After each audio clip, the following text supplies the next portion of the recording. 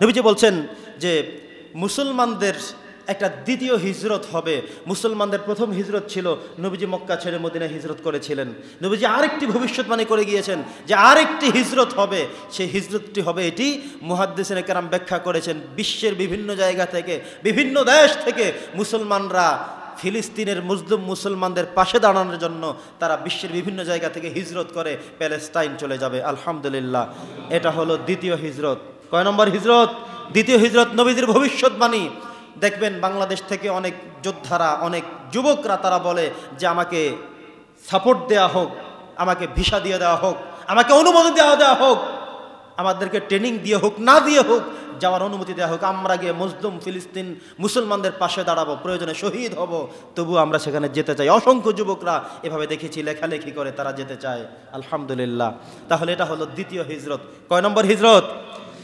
3 নম্বর কথা, 4 নম্বর কথা হলো ইহুদিরা এই পৃথিবীর জমিন থেকে নিশ্চিহ্ন হয়েই যাবে।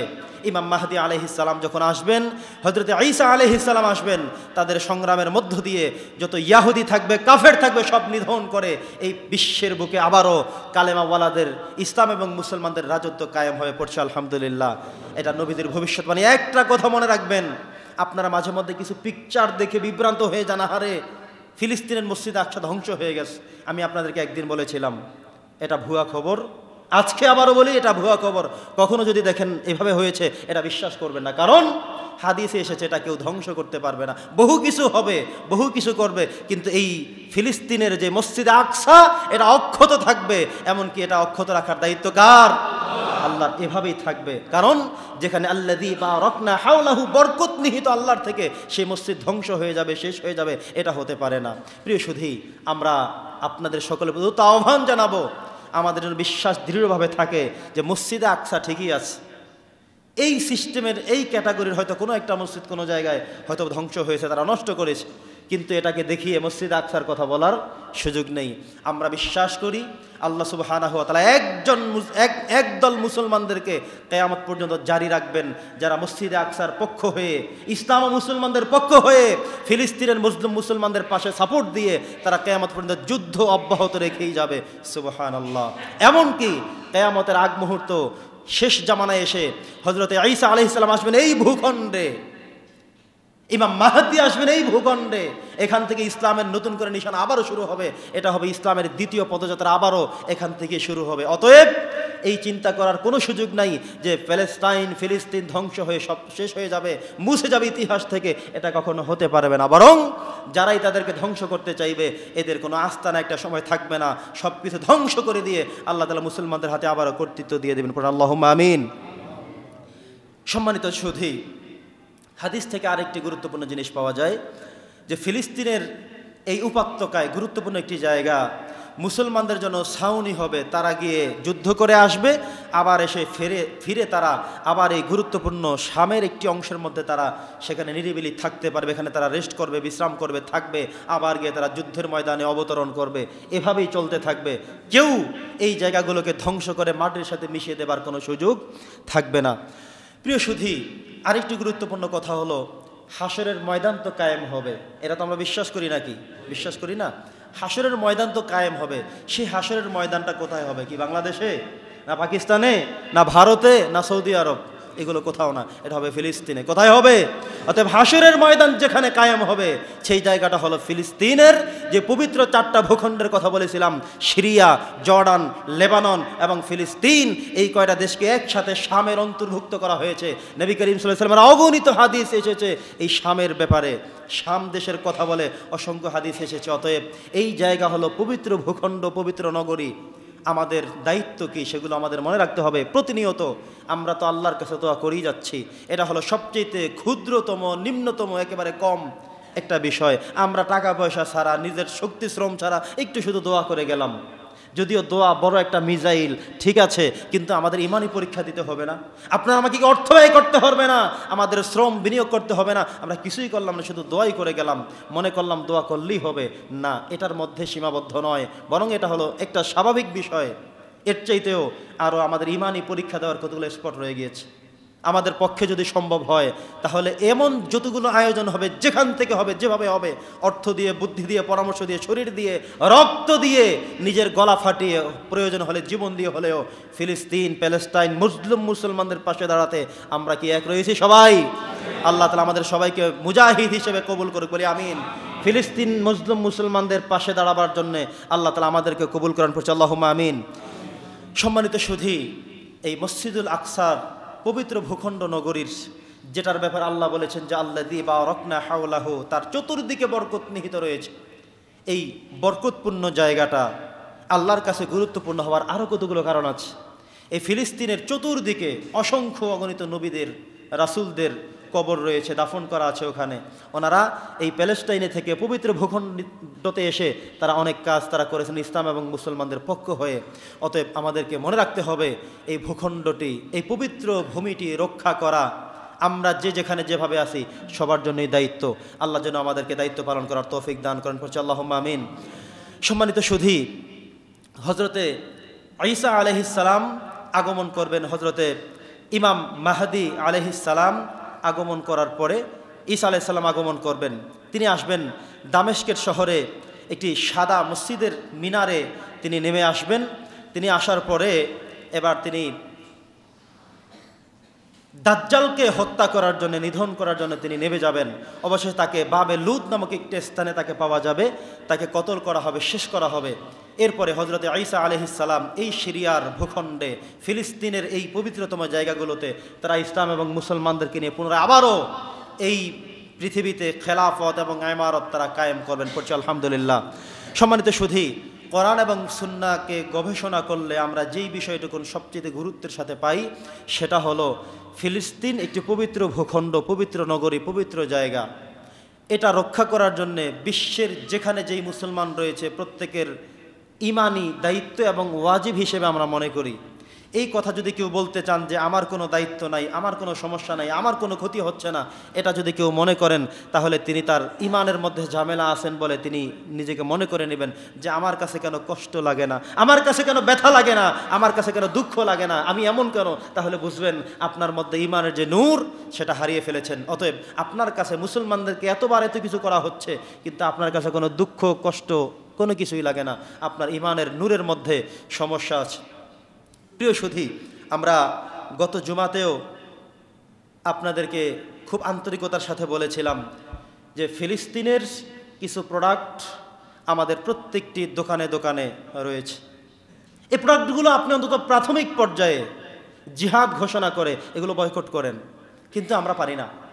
একাধিকবার আপনাদেরকে বলা হয়েছে, অসংখ্যবার বলা হয়েছে, আপনি নেটে সার্চ করেন যে ইসরায়েলি পণ্য কোনগুলো, ইয়াহুদিদের পণ্য কোনগুলো, সার্চ করার সাথে সাথে আপনার কাছে সমস্ত পণ্যগুলো সামনে চলে আসবে।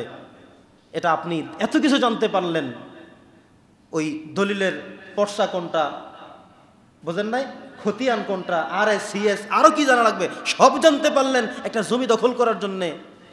আর শুধুমাত্র ওই ইসলামের কাছে আসলে আপনি অসমর্থ, আপনি ব্যর্থ, আপনি অজ্ঞ, আপনি মূর্খ মানুষ, আপনি সাধারণ মানুষ, আপনি গ্রামের মানুষ, এ সমস্ত কথা বলবার কোনো সুযোগ নাই।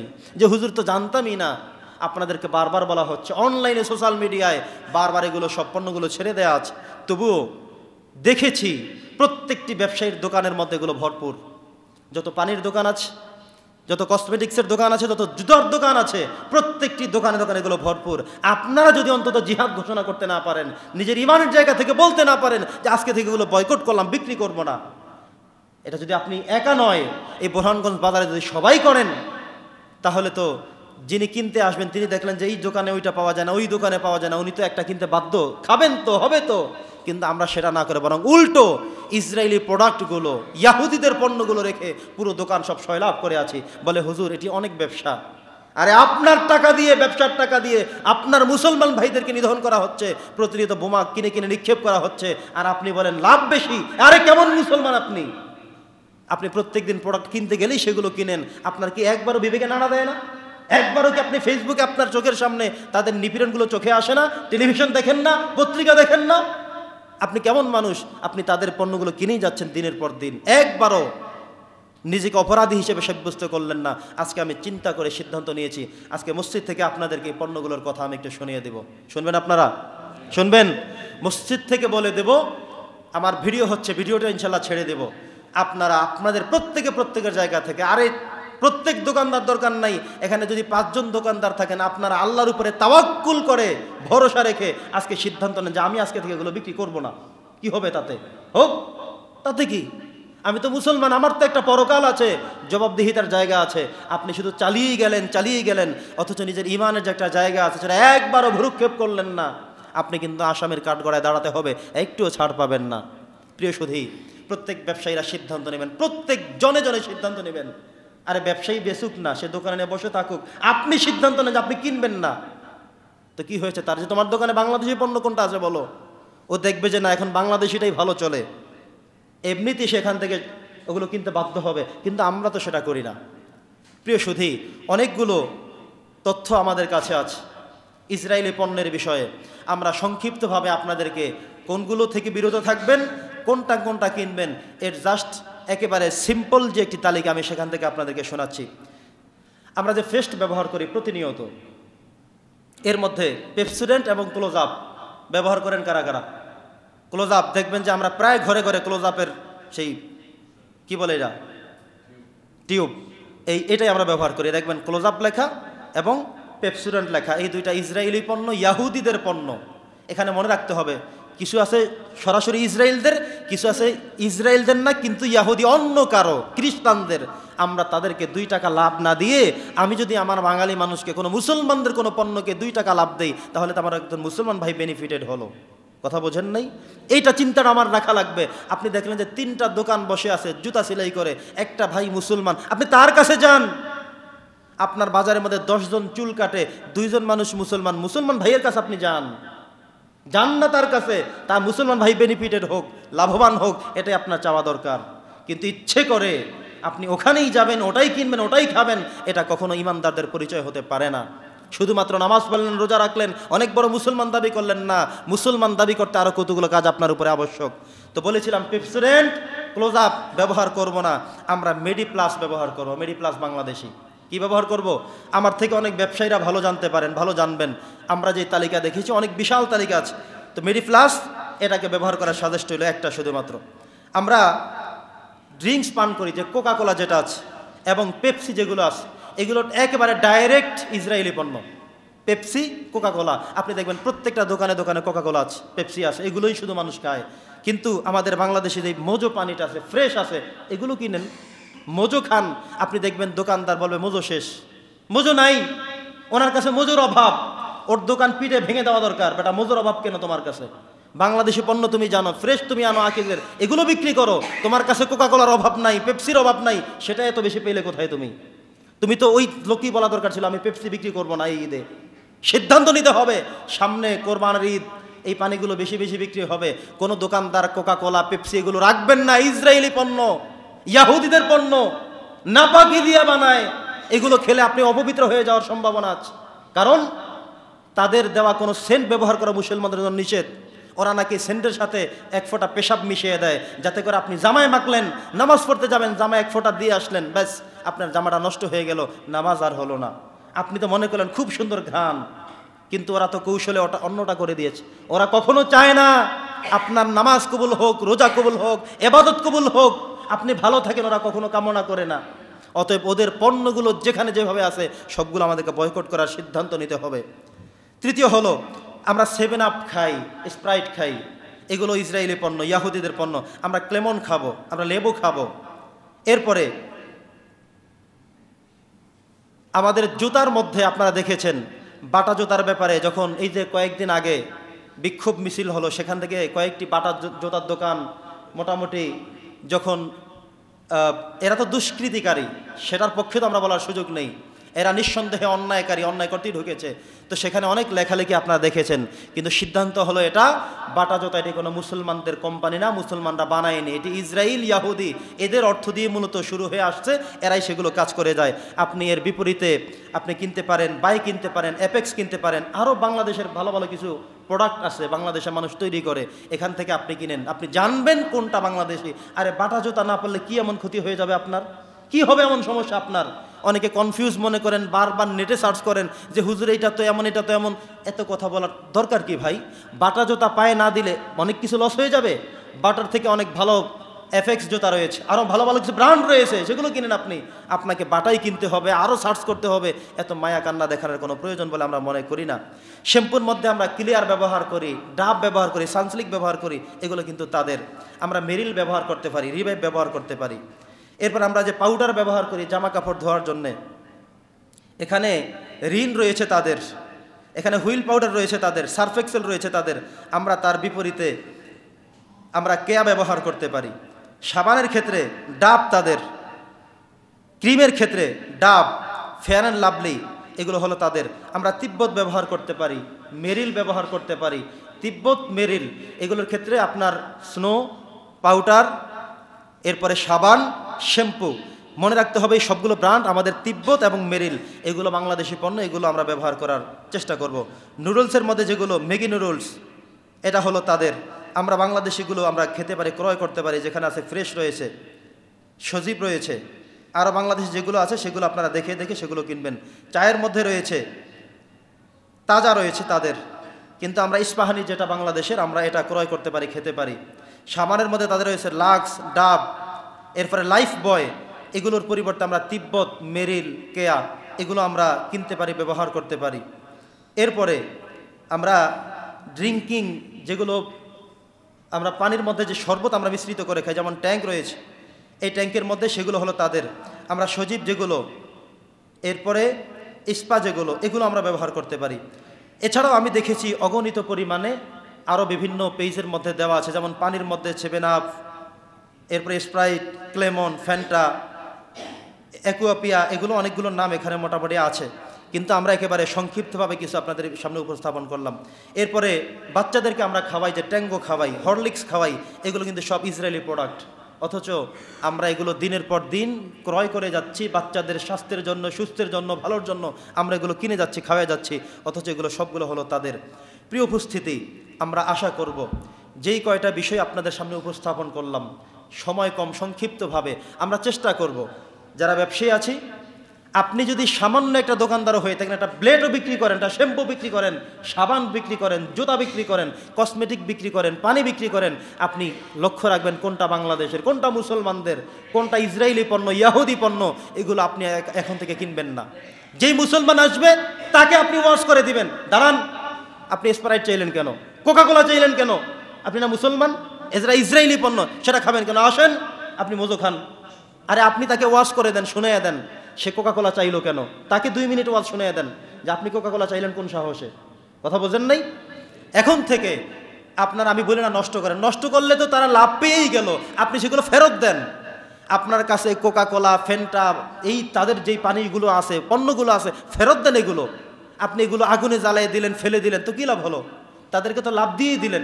এখন এগুলো নষ্ট করে লাভ নেই, বরং এই সবগুলো আমি বলবো প্যাকেট করে ফেরত দেন, যে ভাই এখন কেউ কিনে না, এখন এগুলো কেউ খায় না, এটা ইসরায়েলি পণ্য, মুসলমান নিধন করে যে ব্যবসা দিয়ে আমরা এগুলো আজকে থেকে বয়কট করলাম, কেউ আমরাও বেচবো না, মানুষও কিনে না, এগুলো নিয়ে যান।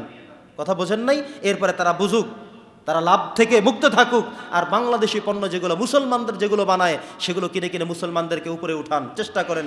দেখেছি এটা, যে মুসলমানদের পণ্যগুলো আমরা কিনতে চাই না, এই ইসরায়েলি পণ্য ইয়াহুদিদেরগুলোই বলে এগুলো সব ভালো, কিন্তু এগুলো ভালো কোন ভালো?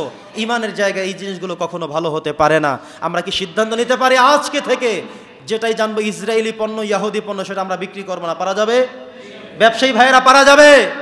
মসজিদ আল্লাহর ঘরে বসে আপনারা আল্লাহর সাথে ওয়াদাবদ্ধ হন, আজকে থেকে আমরা বিক্রি করবো না। আল্লাহ তৌফিক দান করো, আমিন। আমরা যারা আছি কাস্টমার হিসেবে, আমি বিক্রি করি না, কিন্তু আমি কিনতে হয় প্রতিনিয়ত। আপনি দোকানে আগে জিজ্ঞাসা হয় যে এটা দিয়েছো, এটা কাদের প্রোডাক্ট, কোন জায়গার, মুসলমানদের কিনা, বাংলাদেশে কিনা, আপনি জেনে তারপরে আপনি সেটা ক্রয় করার চেষ্টা করেন, সবসময় চেষ্টা করবেন। কারণ আপনার আমার সতর্কতা, সচেতনই হতে পারে একটি বিপ্লবী সমাজ। কোনো জায়গায় করবে না, কোনো বাজারে করবে না, আপনারা শুরু করেন। আমরা যদি প্রত্যেক ক্রেতারা গিয়ে বলি না আমি এই পানি খাবো না, ওইটা খাবো, আমি মজো খাবো, কথা বোঝেন নাই, আমি ফ্রেশ খাবো, আমি আকিজেরটা খাবো, আমি বাংলাদেশিটা খাবো, পবিত্রটা খাবো, ভালোটা খাবো, যেটা আমার ফিলিস্তিনের মুসলমানদের পাশে দাঁড়ায় সেটা আমি খাবো, তাহলে ওরা এটা বিক্রি করতে বাধ্য হবে। তারা বিক্রি করলে আপনি খাবেন না। আর ব্যবসায়ীদেরকে বলছি আপনি সেগুলো কিনবেন না, বিক্রি করবেন না, থাকলেও দিবেন না। বলবেন যে আপনি না মুসলমান, ইসরায়েলি পণ্য চান করে, সেটা ইসরায়েলি পণ্য নিয়েন না, এটার থেকে এটা ভালো। বরং আপনি বলেন উল্টায়া যে আরে ভাই মেরি প্লাস তো ভালো না, ক্লোজ আপ সেই ভালো। এই কথা একবারও বলবেন না, বরং আপনি এখন থেকে বলবেন প্রত্যেক ব্যবসায়ীরা ওইটা থেকে বাংলাদেশিটা ভালো। কথা বোঝেন নাই? দেশপ্রেম ভিতরে আনেন। আল্লাহ তাআলা আমাদের সকলকে যে সমস্ত বিষয়গুলো নিয়ে আজকে আলোচনা করলাম, এবং আগামীকাল 12ই এপ্রিল রোজ শনিবার বিকেল 3 ঘটিকায় সোহরাওয়ার্দী উদ্যানে ফিলিস্তিনের মুসলিম মুসলমানদের পাশে দাঁড়াবার জন্য যেই সিদ্ধান্ত গ্রহণ করা হয়েছে, প্যালেস্টাইন সলিডারিটি মুভমেন্ট বাংলাদেশ নামে, মার্চ ফর গাজা নামে যেই শিরোনামে আয়োজন করা হয়েছে, সেই আয়োজনে আমরা যারা আছি যদি পারি অংশগ্রহণ করব, যদি নাও পারি আমার পক্ষ থেকে যেন অন্তত কেউ গিয়েছে সেখানে অন্তত এতটুকুন স্যাটিসফাই যেন থাকি। আমার ছোট ভাই তাকে ফোন করে বলে দেব, আমার সন্তান তাকে বলে দেব, আমার ভাই থাকে তাকে বলে দেব, আমার বন্ধু আছে তাকে বলবো সেখানে যেতে পারলে কিছু টাকা পাঠিয়ে দেবো ভাড়ার জন্যে। তবুও আমি শারীরিকভাবে যেতে না পারলেও মানসিকভাবে আমি যেন কালকে ঢাকায় থাকি সোহরাওয়ার্দী উদ্যানে সংহতি জানাতে। একই সাথে আমরা যেন জীবনের শেষ অবধি মুসলমানদের পক্ষে থাকতে পারি, ইসলামের পক্ষে, মুসলমানদের পক্ষে লড়াই করে যেতে পারি। আল্লাহ তাআলা সেভাবে আমাদেরকে কবুল করে না।